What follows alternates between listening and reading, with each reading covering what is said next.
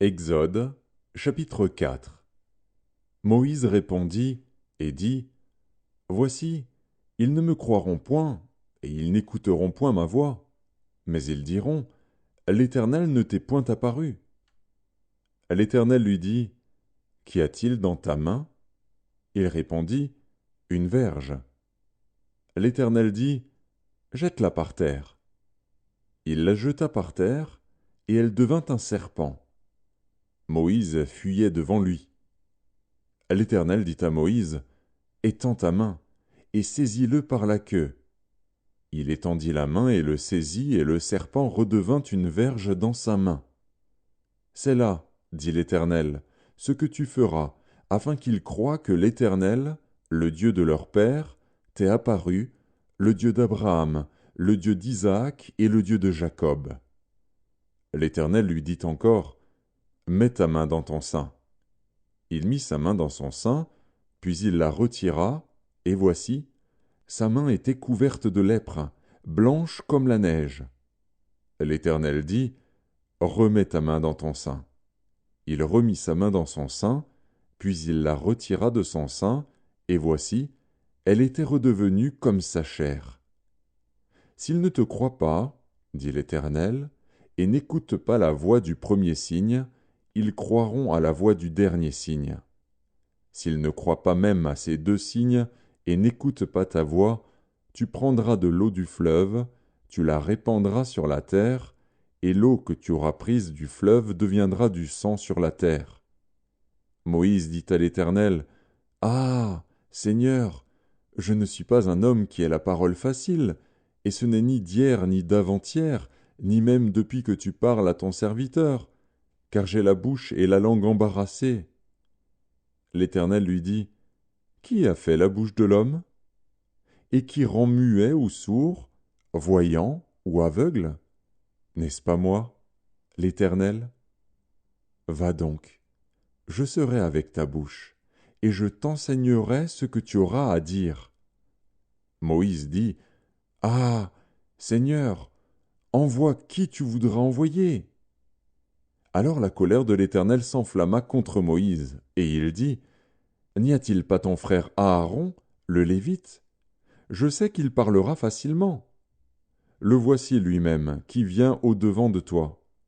Et, quand il te verra, il se réjouira dans son cœur. Tu lui parleras, et tu mettras les paroles dans sa bouche.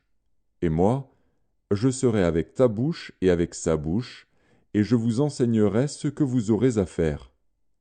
Il parlera pour toi au peuple, il te servira de bouche, et tu tiendras pour lui la place de Dieu. Prends dans ta main cette verge, avec laquelle tu feras les signes. Moïse s'en alla, et de retour auprès de Jéthro, son beau-père, il lui dit, Laisse-moi, je te prie, aller rejoindre mes frères qui sont en Égypte, afin que je voie s'ils sont encore vivants. Jéthro dit à Moïse, Va en paix. L'Éternel dit à Moïse, en Madian, Va, retourne en Égypte, car tous ceux qui en voulaient à ta vie sont morts. Moïse prit sa femme et ses fils, les fit monter sur des ânes, et retourna dans le pays d'Égypte. Il prit dans sa main la verge de Dieu. L'Éternel dit à Moïse, En partant pour retourner en Égypte, vois tous les prodiges que je mets en ta main. Tu les feras devant Pharaon. Et moi, j'endurcirai son cœur, et il ne laissera point aller le peuple. Tu diras à Pharaon, Ainsi parle l'Éternel, Israël est mon fils, mon premier-né. Je te dis, laisse aller mon fils, pour qu'il me serve. Si tu refuses de le laisser aller, voici, je ferai périr ton fils, ton premier-né. Pendant le voyage, en un lieu où Moïse passa la nuit, l'Éternel l'attaqua et voulut le faire mourir. Séphora prit une pierre aiguë, coupa le prépuce de son fils, et le jeta aux pieds de Moïse, en disant, Tu es pour moi un époux de sang. Et l'Éternel le laissa. C'est alors qu'elle dit, Époux de sang, à cause de la circoncision. L'Éternel dit à Aaron, Va dans le désert au-devant de Moïse. Aaron partit.